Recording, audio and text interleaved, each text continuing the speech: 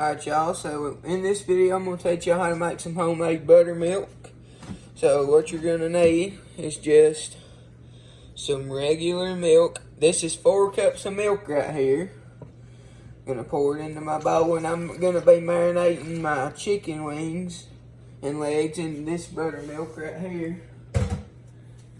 So what it is, if you want to just use 1 cup of milk, if you want to make 1 cup of buttermilk, use 1 cup of milk and 1 tablespoon of vinegar.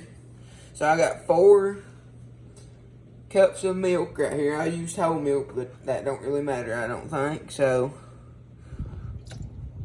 1, 2,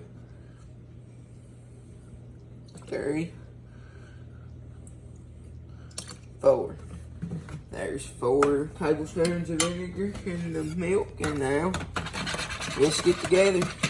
And then there you go. There's your homemade buttermilk. I wouldn't recommend drinking it, but if you want like to marinate your chicken, or you want to use it to batter something, there's your homemade buttermilk.